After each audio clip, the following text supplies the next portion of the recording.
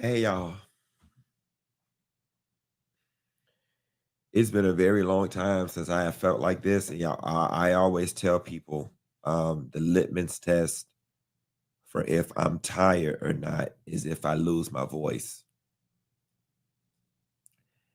and I am currently in the process of losing my voice because in this very moment, I do not know if I am coming or if I'm going, and that is the God honest truth. I don't know if I'm coming or if I'm going. I am so tired.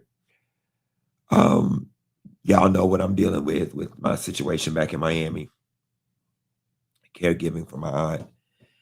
And it is a lot. Um, it's a lot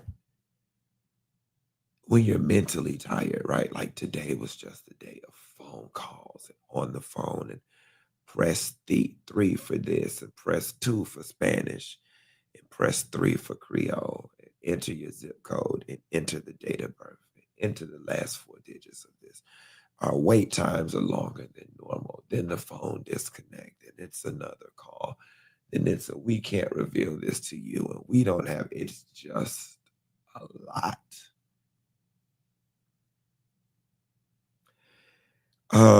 Then on top of that, while I'm thinking that we've got everything in order and in place, then my sister calls me and it's like, Auntie fell. And so I look on the camera and she on the damn floor.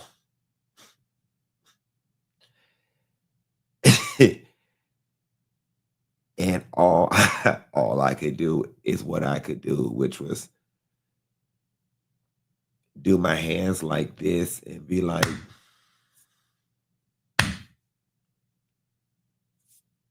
"Y'all get up." How is she feeling? I checked in on her on the cameras. Is she in good spirits? So she was in the hospital for almost 2 weeks, got home. I got home this weekend, put in a whole bunch of I got home this weekend.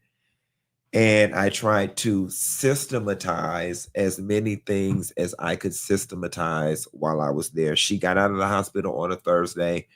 I didn't get a hold of her papers and everything until Friday, Saturday morning. Obviously, there's nothing you can do on the weekends in terms of calling people and talking to people. First and foremost, Funky Bunch, I want y'all to know that y'all showed up and y'all showed out when it came to medical advice and referrals and all of those things because y'all have sent me so many emails and they have all been so very helpful. I've had the opportunity to skim through some of them, not all. But where we're at with it right now, with everything that was going on with my aunt, to be honest, there is nothing for her to do in this moment except get better. Right? There's nothing to do in this moment except for her to take her medicine and get better. She has to conquer the sepsis thing or whatever the case may be. Um y'all know how it is with older people. I just don't necessarily know how to broach the conversation about assisted living. I don't think that that's going to go over well and I am still holding out hope that in another week or so that she will start to get better and regain her strength and all of that so we don't even have to have an assisted living conversation. In terms of getting home health and all of that, like I'm trying to get the doctor to to write the orders. I had to reverse engineer who her primary care physician was because today when I got in her my chart and there was one name in there, I called that number and the people answered the phone and said, "Sir, that lady has not worked here in over 6 years." And I said, "Okay, well, I know you can't give out certain information. Let me give you my aunt's information." They said, "Sir, your aunt has not been here in years." So then this morning, I'm like running around like a chicken with his head cut off because I'm like, I don't even know who the hell her primary care physician is. So I called Humana, and Humana was able to look at who had been billing or whatever, and we reverse engineered it, and they gave me who her primary care physician was. Of course, her primary care physician is part of some huge medical group. So when you call the number, you don't get the office directly. You get a staffing center or a conference call center. The conference call center people were unable to help me. So they said, well, let us give you the direct number to the office just to get the direct number to the office. And it's still another bullpen of receptionists. Give the man all my information. He says, I'm going to call the doctor. Let me put you on hold. He calls me back and says, or he comes back over and says, the doctor's personal nurse or medical assistant is at lunch. She will call you back. So, I've from all the advice that I've been given and all of the things that I have read and all of the conversations I've had, I have come to the conclusion that the best course of action for me is she goes to an elder care doctor. The best course of action for me is to hurry up and get into the primary care physician. Let that person be the apex of this treatment and let them send me out and refer me out to everywhere else I need to go. Also, let her educate me on what needs to be going on with these diabetes and this medicine. I went to her house this weekend, cleaned out everything, found bags of medicine that date back to 2021 that have been completely unused. My cousin shared with me while she was in the hospital, the doctor asked her sternly, why aren't you taking your medicine? And said that my aunt just stared into damn space or whatever the case may be. And it's very frustrating because it's one thing for somebody to fall ill, it's another thing to have to deal with some shit that didn't have to be. You know what I'm saying? And all of this is as a result of her not doing what it is she needed to do with herself, nor taking her medication. So as I'm cleaning out her house, my aunt has at least 2,000 of the needles that you use to test your skin. I mean, there's big plastic bags of them, Walmart bags of them, just bag. And so for there to be that many needles present means you're not pricking yourself. I mean, drawers and baskets and bags full of medication or whatever. So I threw all that shit out. I threw all that old medication out. I streamlined the medication, put it all in things and got it concerned. And, at this point, I explained it all to her when I left. And I said, Auntie, I have to go back to Atlanta. And I'm going to be back this weekend or this week. Um, I'll be back sooner if I can get your appointments sooner. I set up the camera systems and everything. I put the first week of medicine in the bed with you.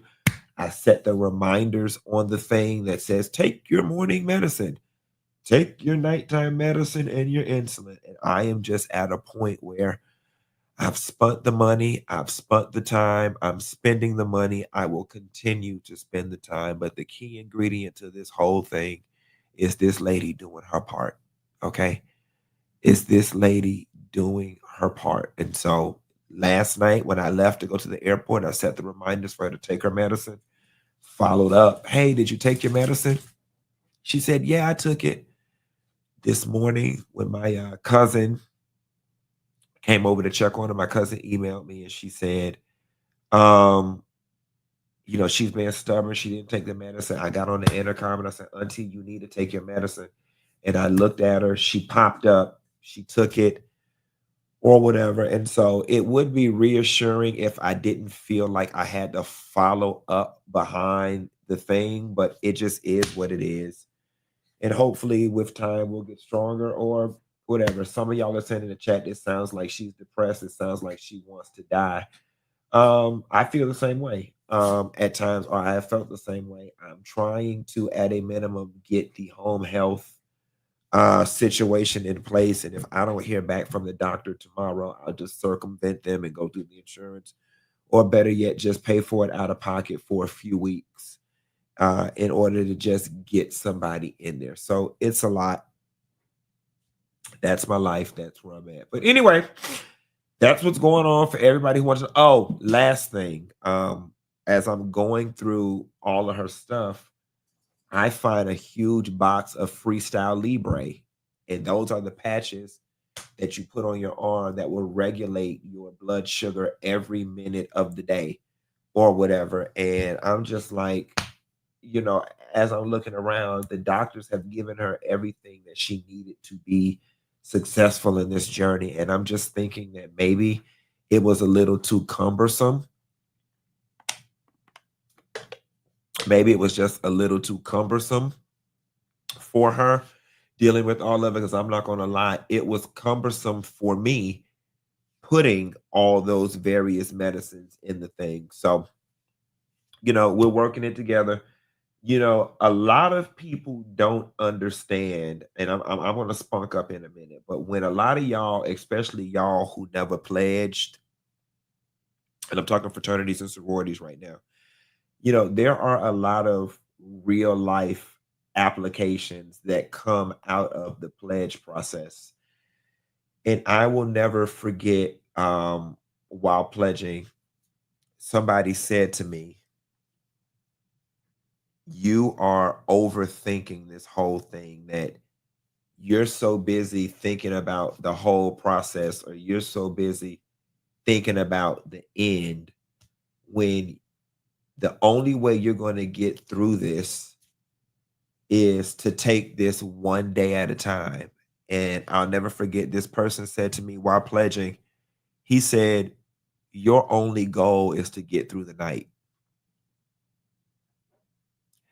And I'll never forget how mentally that helped me during that process.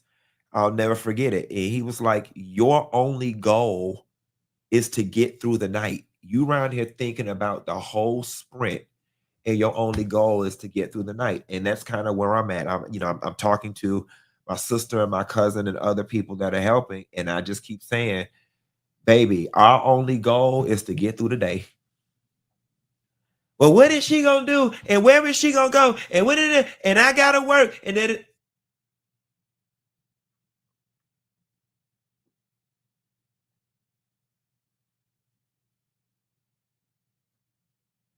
our only goal is to get through the day.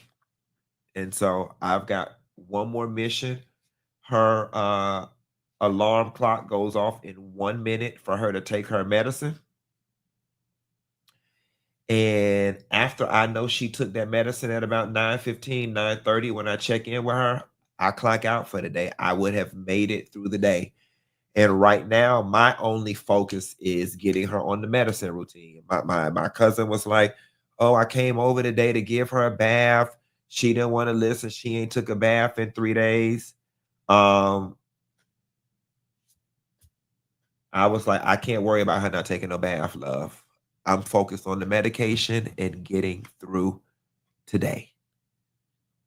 I'm on the phone. A bath is not a priority. Taking the medication and getting through the day." So that's that part of the vent session at the top of the show. I feel like my voice is coming back a little bit. I may find a little steam to push through all of this, but that's what's going on.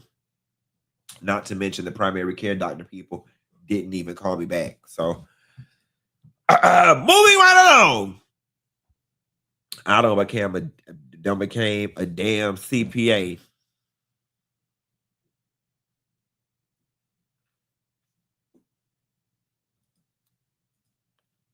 Thank you, Dr. Troy. I'm a primary care physician. Reach out to the social worker from the hospital to arrange home health. The doctors should have arranged it. I'm sure plenty of people are messaging, but I will DM you a resource if you need me to. Thank you so much, Dr. Troy. And I plan to actually investigate. I use the nighttime hours to investigate services and stuff after I'm done with y'all. Um, and so thank you. I will. I plan. Moving right along. Y'all don't listen. Funky Bunch, I love y'all to death because two things done happen. y'all don't tow up these people cruise, and y'all don't tow up Punta Cana. All right. I don't know if it's because it's in the budget, but so many of y'all don't book Punta Cana, we gotta move. Allegra was supposed to be on the show tonight. But she said, can we do it Wednesday? Because she didn't want to come on here and not have no information to give y'all. She said that everybody won't swim up pools and that the people is out of swim up pools because y'all don't flood it at the people resort. And so now she was like, she's working with her representative over there in Spanish in the Dominican Republic to find us a bigger resort because y'all don't flood it the fuck at the people Dominican Republic. Not to mention, I don't know why y'all keep doing this. The ladies say over 298 of y'all don't signed up for the cruise. We don't already pass the numbers from last year. 298 people don't signed up for the cruise. The numbers are off with the Funky Dineva experience. And granted, you may just be waiting to do it, but please remember, you have to book two things. You have to book the cruise, and then you have to go back onto the website and book the Funky Dineva experience. If you do not book the Funky Dineva experience, you will simply just be any random person on the Virgin Cruise, and you won't have access to parts of the boat that they've given us and the special events that they've given us. So that is on that. Last but not least, before we get this show started, and I'm going to be talking about this throughout the show. For my coffee drinkers, my sugar eaters, Mika's Treats has a cannabis-infused sugar. I could taste the reefer in my mouth. And since I ain't got no cotton candy, I guess I'm about to sit on this and eat this and let y'all complain for the whole damn show. Mika's Treats. And I found out that I was saying promo code Funky15 and it's actually Funky20. Y'all go on Mika's Treats. She really got on me about pushing this sugar. She said, Dineva, the people really need to get into this sugar. It's really good, y'all. It's a smooth high. It's perfect for anybody who's going to work in the morning or at night, drinking coffee or drinking tea. You put it in there, it's real smooth. Smooth, smooth, smooth. It is real smooth. I love it. All right. Let's get into a political corner. And we just got one, and it's not about Donald. Excuse me. Not about Donald Trump.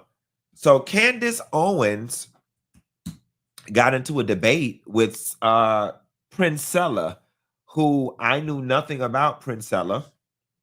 I don't even know who this is. And after later on tonight, I'm going to look up who this woman is.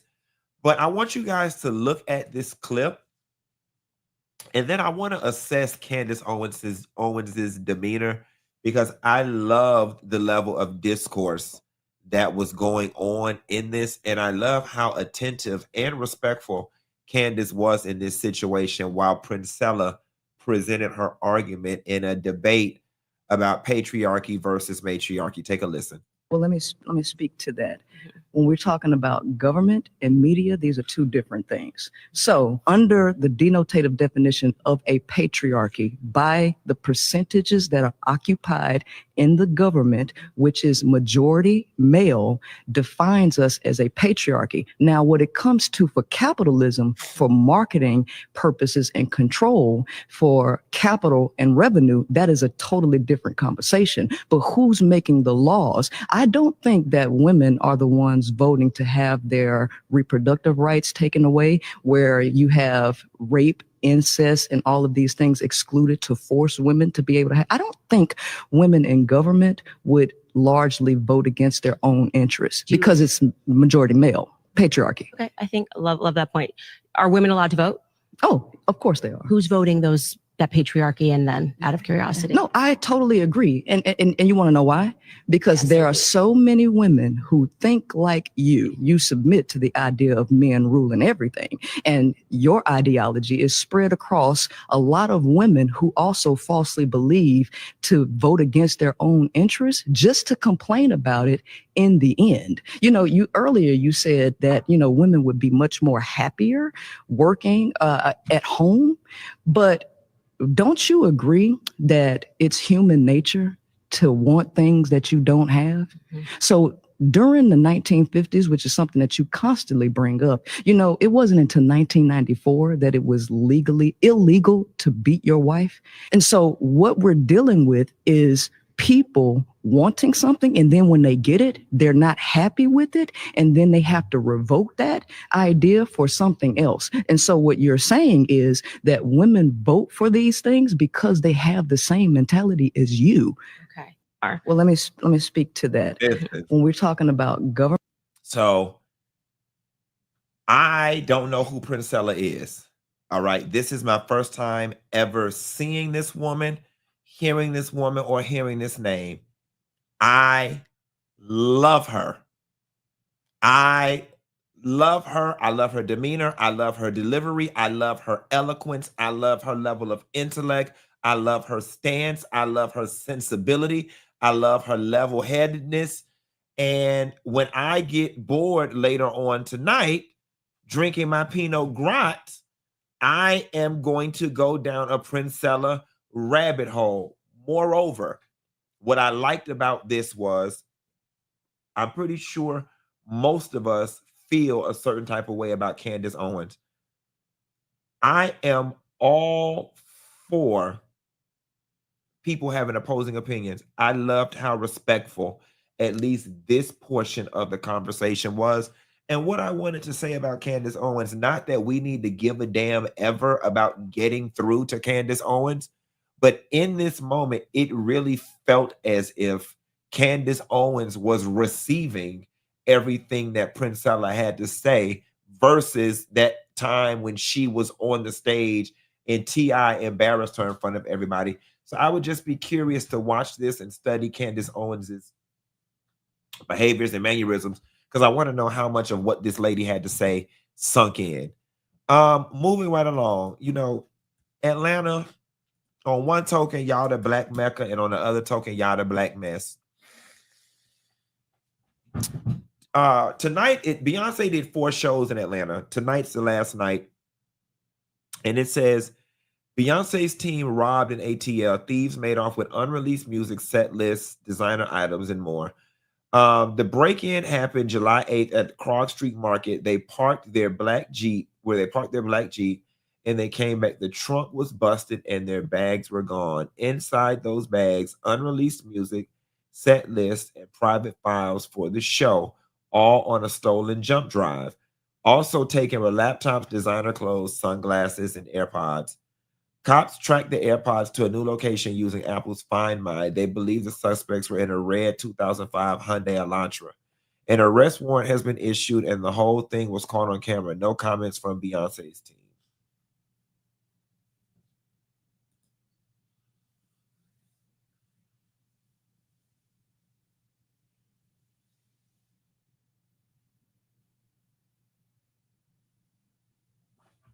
Somebody said very on brand for these Atlanta YNs. I don't know, guys. I mean, they did the same thing to Usher one year. The thing that's got me a little leery is the whole part about it being leaked in connection to Beyonce, right? I'm just like, I mean, I don't know. Like, Beyonce's team normally runs a very tight ship, and I know that Beyonce probably is not pleased about the thought of potential new music being leaked or stolen. So I'm just not understanding how the Beyonce part, I'm not understanding how the Beyonce part of it all made it to the press. That's the part I'm not understanding. Like, why wasn't it just a car got broken into with a book bag, some jump drives in it, and some clothes. Why didn't it stop and start there? Like, how did the Beyonce of it all make it to the press is what I'm curious to know about. But this sucks. But welcome to Atlanta. And this is why when you get my age and you have a little bit of sense that everybody leaves Metro Atlanta and goes to the outskirts. Like in this moment in time, you cannot pay me to live inside the perimeter. When I first moved to Atlanta, I was always a Buckhead, Midtown, downtown type of bitch. You couldn't pay me to live inside. You couldn't pay me to live in the city. You could not pay me to live in the city. Baby, I got to be Sandy Springs and North. And my next house probably going to be in Johns Creek or probably going to be in Alpharetta. My city days are up. And that's because this is the type of SHIT that goes on within the city confines of Atlanta. People call, like, honestly and truthfully, you cannot drive. Y'all keep saying it was her dancer's car, Q. I'm not stupid. I wouldn't give a damn if it was Matthew Knowles' car. Random Atlanta police officer pulling up to a Beyonce dancer. They don't know that that's a Beyonce dancer. The question that I had was, why and how did it make it to the press that the stolen items belonged to Beyonce? Why wasn't it just, my name is Shanika Williams and my laptop with a jump drive was stolen out of my car? That is what I'm still trying to understand. Because for press purposes, I know that they would not have wanted this out. And somebody says he told them it was the police. Maybe, but knowing that the book bag or the jump drive or whatever belonged to Beyonce is non-germane to the story, unless dropping her name was going to get the police to move faster. And if that's the case, then I understand it. But if not, you know, I don't know. It feels fishy, but I'm gonna move on. So Tarana Burke, guys, our sister in Christ, who is the driving force behind the Me Too movement. And y'all know I love saying the Me Too movement taught me we're supposed to believe women. Tarana Burke says it's absolutely ridiculous to believe all women. Take a listen. Are looking for when they say believe me.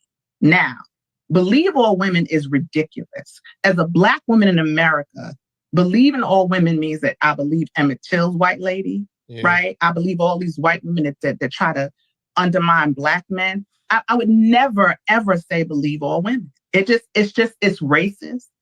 It's so fraught with it's so problematic.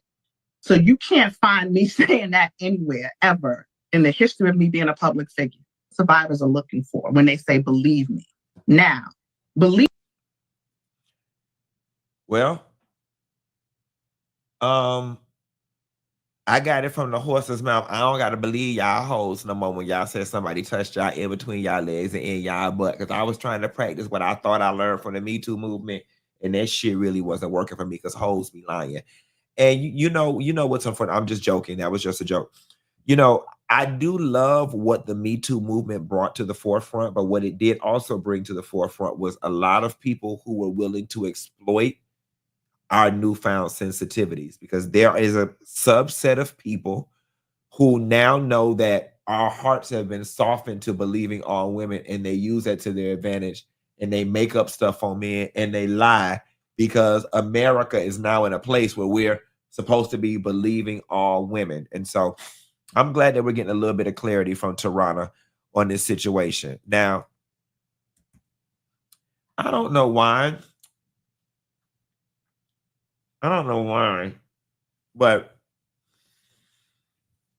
as of lately, like, I have had an extreme interest and take extreme delight in infidelity content. I don't know why. People cheating people. Somebody said, Q, are you voting for Heavenly? I can't vote for Heavenly. Heavenly's not in my district. This lady caught her husband cheating, buying the next bitch groceries, punched this man clean in his face, and then went off. Look at this, y'all. Bitch! Why you hit him? Don't hit him. Don't hit him. Don't hit him. So you over here making groceries? You can't make groceries at home? This what we out here doing? This what we out here doing? Oh yeah. This what we out here doing. This what we out here doing. No. You cheating on me. You can't take care of your son. You up here. That's why you text me. NTL Wallace will know. I don't care about NTL Wallace. Okay, but you cheating. You cheating. Riding in a Honda.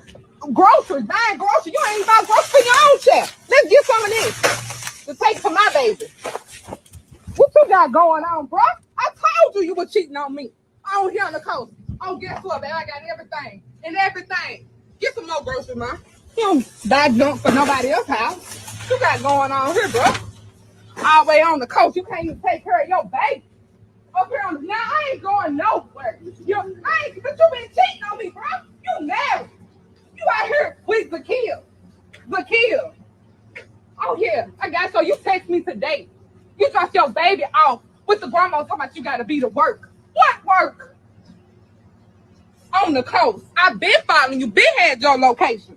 Put no groceries in her house. What you doing? You ain't got groceries at your house. Now you kids on this side.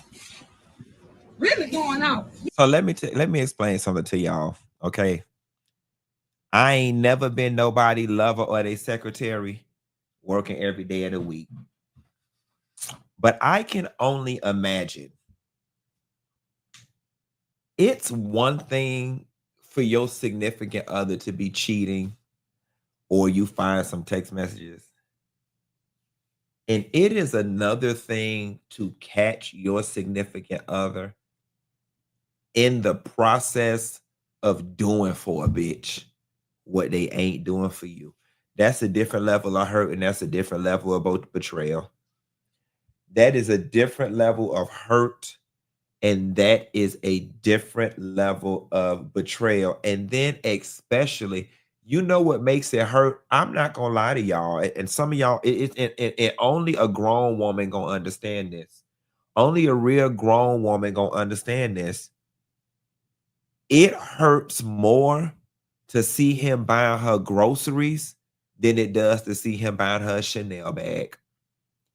Let me repeat that. It hurts more to see him buying her groceries than it does to see him buying a Chanel bag. And here is why.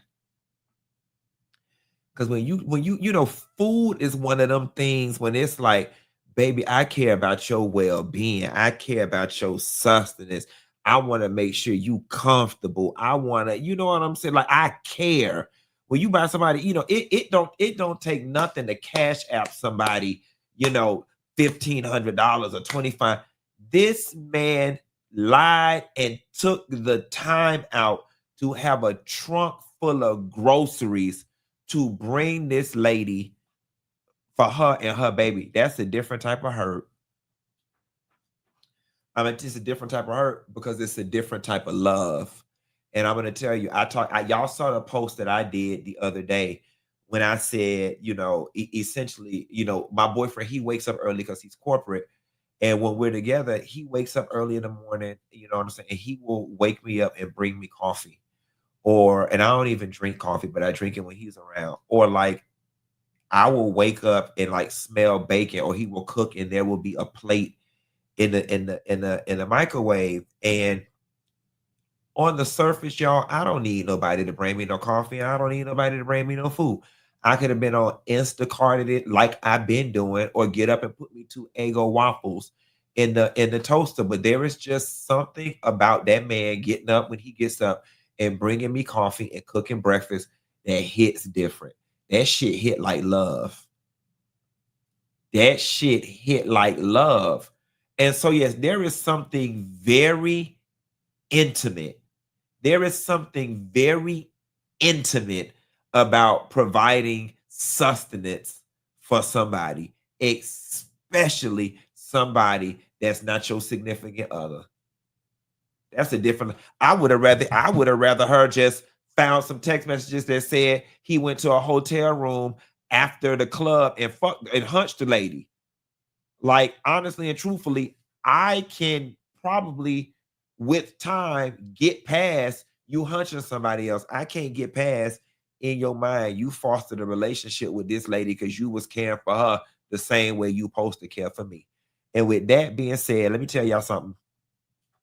If y'all have not got into Pebbles Ward, y'all need to go on Facebook and y'all need to check out the story of, go to the page Pebbles Ward. Pebbles Ward is the lady who found out her husband she been married for 7 years.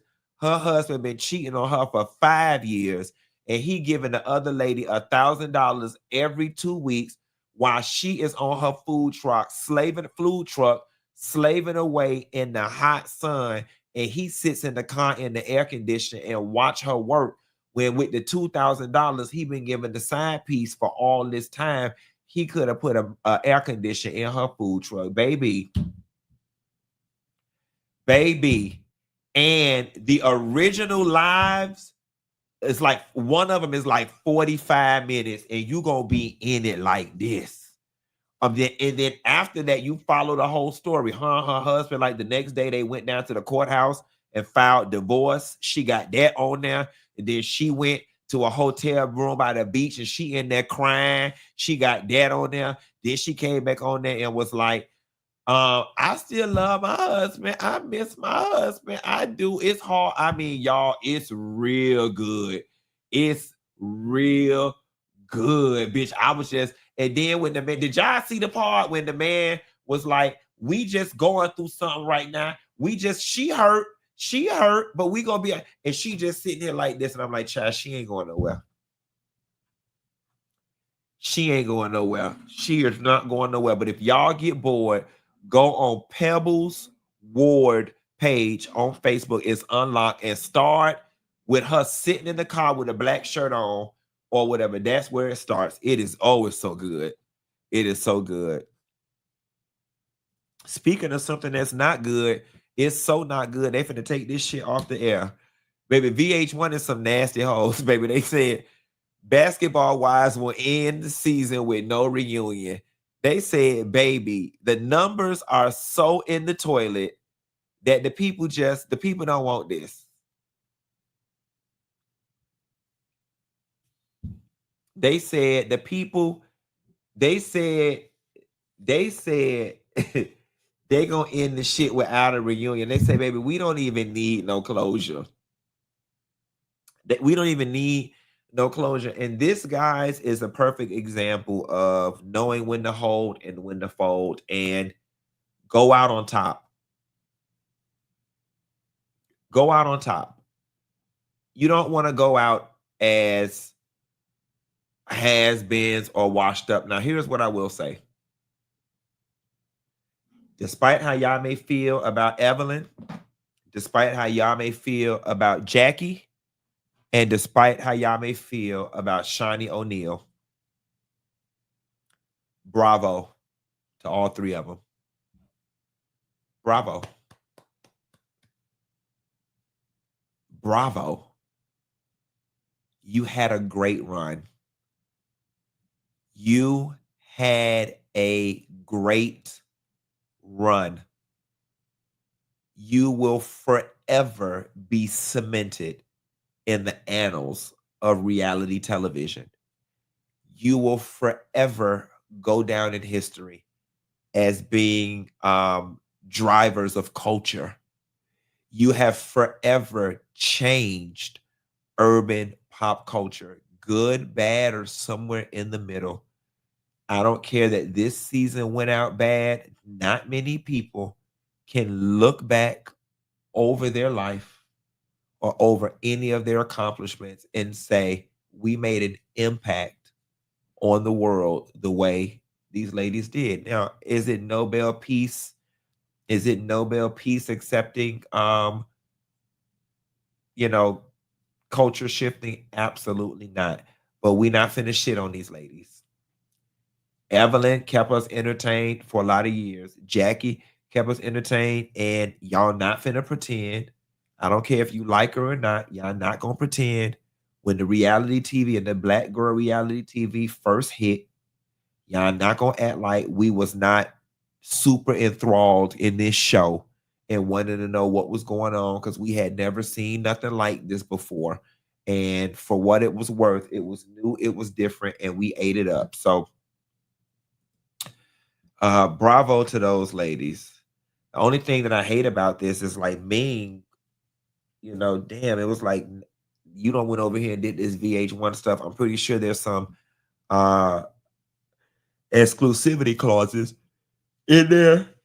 And now you can't go over there and play with the housewives girls without being blurred out in the bike. We got an announcement from Brit Eady from the Real Housewives of Atlanta. Now, the announcement is a day late and $1 short because she states that she chooses her priest over destroying her mental and that she quit the Real Housewives of Atlanta. But baby, we already knew that. So Brit writes, as I close this chapter, I want to thank everyone who supported me, my friends, my followers, my amazing team, and everyone who defended my name. I decided to walk away from something that no longer serves me because I choose peace over destroying my mental. It's not very easy to say what I should. It's very easy to say what I should have done when most have not walked a day in my shoes. I choose me, and a lot of people can't say they choose themselves. I still have a lot of healing left to do, but you can't heal in the same place that made you sick, girl. I don't owe anyone closure. I only owe myself to do what's best for me. And at the end of the day, guys, the heat was too hot and she got out the kitchen. Like, girl, all this my mental being destroyed and this, that, and the third. Girl, bye. Love you to death. Don't know you from a can of paint, but it was given weak mind. It was given weak mind, and not in a negative, and not weak mind in a negative context, but weak in the sense that your mind just wasn't strong enough to endure this.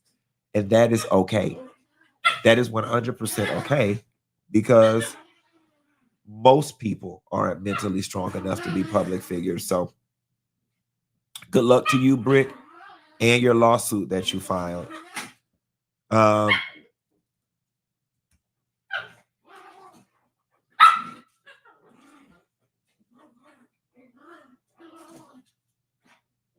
Guys, knock it off. The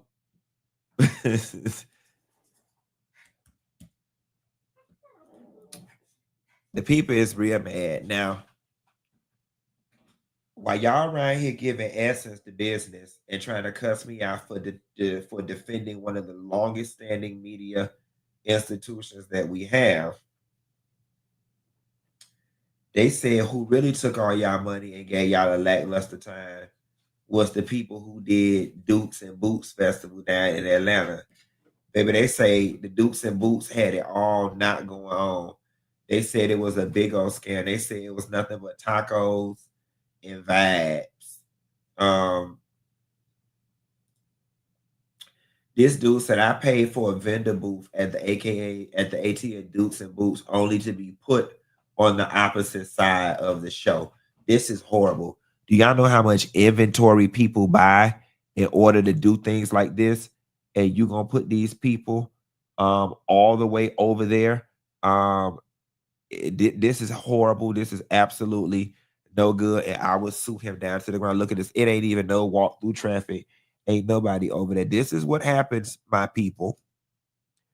This is what happens, my people, when you get an ex or you just get somebody who money hungry, who wants to jump on a trend really quickly without thinking it all through.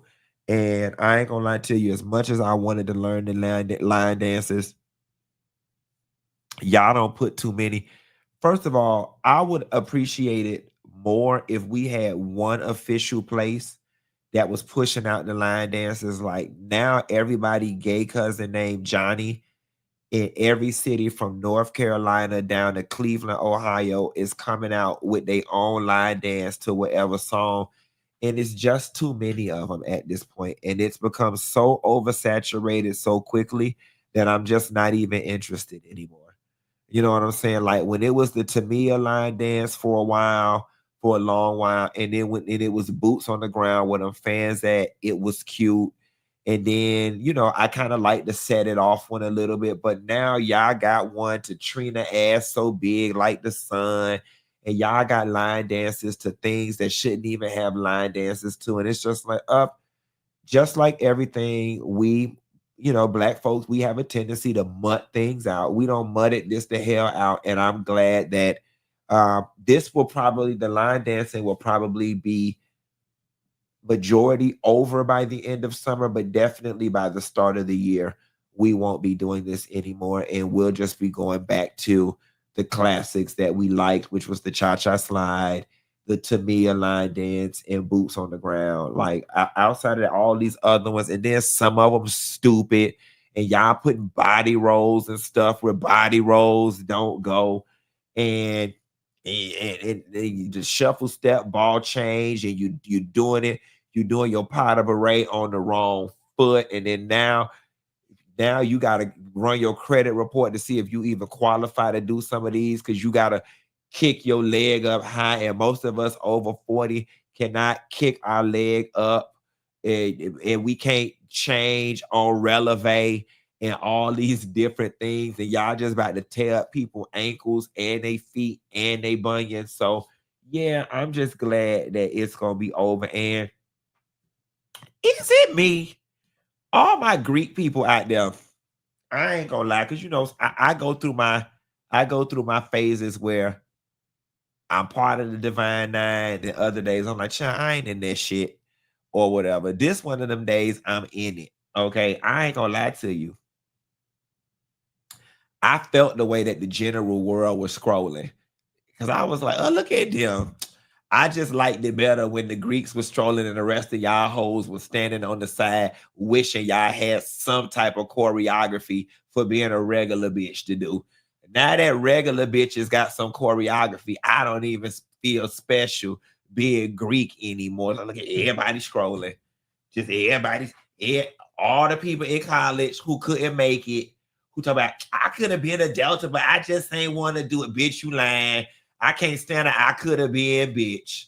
I cannot stand, oh, I was going to be in this, but I was pre-med, so I didn't know. You lying, bitch. You lying. All my Greek people, don't they be lying? Oh, I had went to Georgia Southern, and I was going to be an AKA, but I was taking too many classes. Bitch, you lying. You lying. Them people didn't choose you. Never could have made it. You wasn't fly enough. You wasn't cool enough. So you went and got an Eastern Star, and now you want to come to the hayride dance thing and do the cha-cha slide to set it off. Girl, I see you. You've been thirsty to get out there and scroll since you was 19, and now you 41, bitch. You'll never be a Delta. You'll never be a K, bitch. You better settle on Eastern Star and scroll down to the Dukes and Desert or whatever the hell it is. I'm telling the truth, and them hoes is mad. All y'all non-Greek hoes, I'm telling the truth, and y'all hoes is mad. Y'all mad. Y'all mad because we went to college. Y'all mad because we Greek. Y'all mad because we better than y'all. Y'all mad because we think we better than y'all. Y'all mad because we elitists. Y'all mad because we won't let y'all in. Y'all mad because we worshiping the devil and Minerva and Greek gods, and you'll give your left kidney to have access to what we talking about in the back offices during chapter meeting. Y'all hoes mad. So go on out there and go to Dukes and Desert or Dukes and Hazard with your Eastern Star sisters and scroll to set it off, because it's the closest you gonna ever get to it. You did not make line, could not make line, should not make line. Why is you lying, bitch? Okay? Now I'm gonna move on. And don't show your slip by trying to defend why you ain't Greek and how you could have been in it. We don't want to hear it. Heard it all before. We know you lying. You lying. Oh, I was gonna be in it, but I was on the track team because we ain't got no athletes in the thing. Okay, I was gonna be in it. I was gonna be a Delta, but I played volleyball. I ain't had time. None of us had time, bitch. We was getting our ass whooped at 2:00 in the morning. Girl, it's no volleyball going on at 2:00 in the morning. You had nothing but time. Okay, you do what we did, bitch. Go out there at 2:00 in the morning and let your grades slip. Okay, you normally carry a 3.0 or 4.9, bitch, but you had a 2.5 that semester. Your ass pledged. Never should have made it. Get me out of here.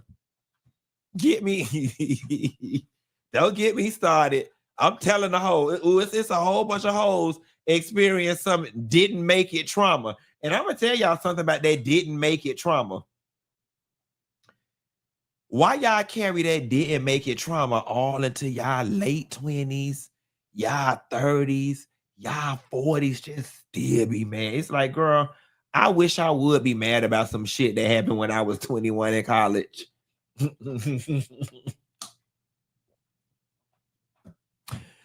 Ooh, y'all, I told it. You had to be there. Shouts out to all my Greeks, because I rarely show y'all love in this thing. Shouts out to all the Greeks or whatever. In this last story I'm gonna give y'all, I'm gonna get on up out of here. I'm actually starting to feel a little better. Janet Jackson's ex-husband, James DeBarge, says they were right lovers, wrong time, blames career and family pleasures for split, and teases truth behind baby rumors. I find it highly convenient that James DeBarge completely left out his drug use. I find it highly convenient that he completely left out his drug use. I'm going to say this, guys. Even as a gay man, I feel like there are certain women that come from a bloodline of like fairies, princesses, goddesses, witches, or whatever. And they're just like very, very, very, very, very, very, just very special women. I think Janet Jackson is one of them. I think Erykah Badu is another one. I think, y'all get y'all get what I'm saying. Like, it just look like they open their legs and the light of life just comes from in between their legs and in their butt. What Maya Angelou said is still all right. You get mad because I dance like I got diamonds in between my thighs. Like, Janet Jackson has this thing about her that it looked like she got diamonds in between her thighs. And I know that any man that fumbles Janet Jackson, it really is your fault. Somebody says Sanaa Lathan, Jill Scott, Sade, Eartha Kitt. Y'all keep it going. Drop down in the chat and put them women that just radiate, I am a goddess. We got one. The gag is nobody out of college cares about being in a sorority or fraternity. And she got the laughing emojis there because she thought she ate. Yeah, a bitch that ain't in one or who couldn't get in. A bitch that ain't in one and a bitch that couldn't get in. Because I know a lot of people showing up to the car wash in the community service that's out of college trying to get a letter to get in grad chapter. I know a lot of people who still bitter, who found it prudent to try to get me together with this joke that fell flat. I know a lot of people that's in these organizations and their lifetime commitments, and no, all of us are outside of college and we're still worried about our beloved organizations and we love them, and y'all hoes still envy when y'all come to the biker night at the TGI Fridays or the Hooters and y'all see all us in our jackets and all us in the group, and y'all be sitting over there like, oh, I wish I would have did it. Girl, you ain't got to do that. Stop. In the words of Meryl Streep, from The Devil Wears Prada, everybody wants to be us. It's a very powerful line. Everybody wants to be us. That's a hardcore truth. It ain't no need to put nothing in the comments. It ain't nothing to put nothing to. Everybody wants to be us. Somebody said Lynn Whitfield, Michelle Obama, Dorothy Dandridge, girls like that. Anyway, I'm finna hop up off this chat, get some dinner, put a little fuel in my body, and I will call y'all later. Bye.